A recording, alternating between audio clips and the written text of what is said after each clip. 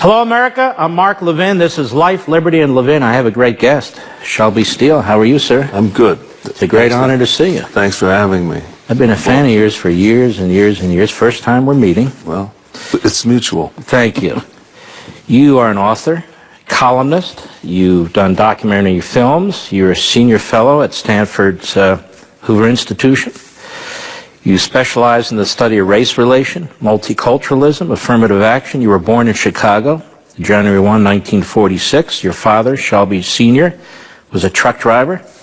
Met your mother, Ruth, as a social worker while working for the Congress of Racial Equality. Mm-hmm. You hold a Ph.D. in English from the University of Utah, an M.A. in Sociology from Southern Illinois University, a B.A. in Political Science from Coe College, Cedar Rapids, Iowa. Your latest book, it's a great book too, is Shame, How America's Past Sins Have Polarized Our Country. You're a pretty courageous man, in my view. You write things beautifully. Well, your logic is outstanding. Well, thank you. And yet some people consider it controversial. I don't. I consider it common sense. I'll give you an example. You wrote a few months ago in the Wall Street Journal on this so-called protest with the football players taking the knee during the national anthem. Mm-hmm. Among other things, you said, it's not surprising then that these black football players would don the mantle of protest, because you say protest is something that black Americans have had to do for civil rights. You look at Martin Luther King, you look at Jackie Robinson in sports and so forth and so on. And you say the surprise was that it didn't work this time. Yeah. They had misread the historic moment. They were not speaking truth to power. Rather, they were figures of pathos, mindlessly loyal to a black identity that had run its course. So you say in the article, look, protest is a good thing. Protest sometimes is necessary, right, to get the vote, to get equal rights, to draw the attention of society and so forth. But this one fell on deaf ears. Yes. Explain. Well, protest is central to the evolution of black American culture.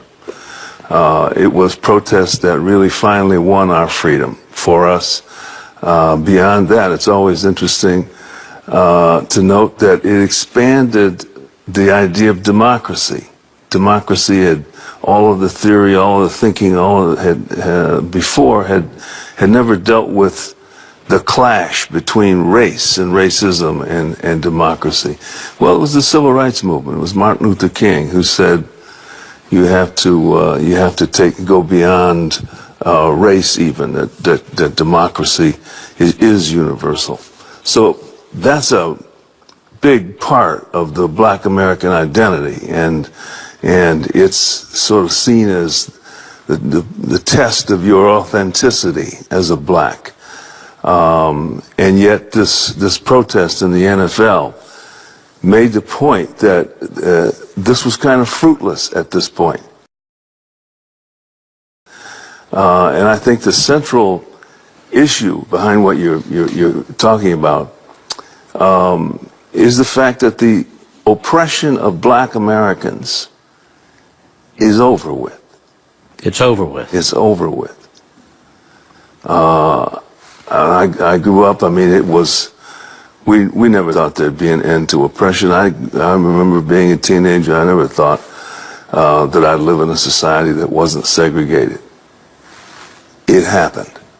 Now, are there exceptions? Yes, there are a few here and there. Will racism ever completely go away? No, it's a part of as I say in that article, it's endemic to the human condition, just as stupidity is endemic to the human condition. And so we'll always have to be on guard about it. But we're at a point where the old-fashioned method of protest is obsolete. We need a lot of things, but we don't need that anymore. We're at a point now where we are a free people and can pursue our lives as we would like to. You point out in the article and in your thought processes that's part of the issue. We are a free people. We are all a free people. Yeah. We are not an oppressed people.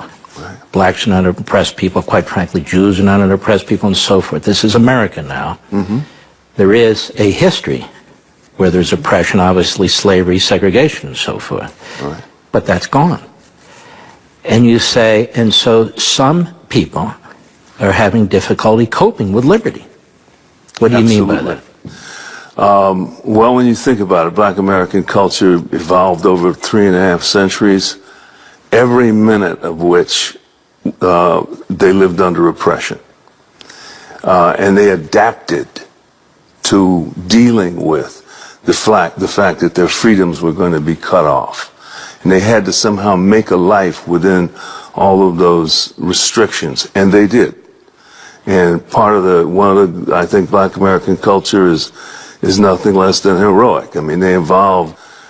Look at the contribution like music and so forth. They achieved great things. The one thing we never had to do was to deal with freedom. That was precisely the thing that we would deny.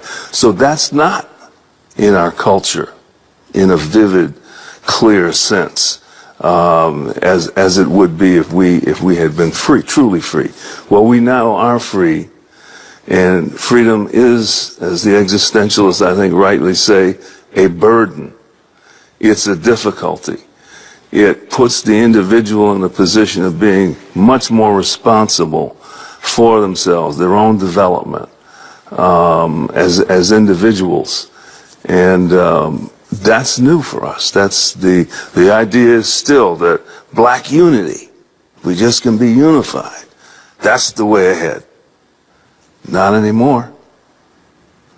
You take yourself ahead. And that's the new and stunning, really, fact of American life that we're now facing and having to deal with.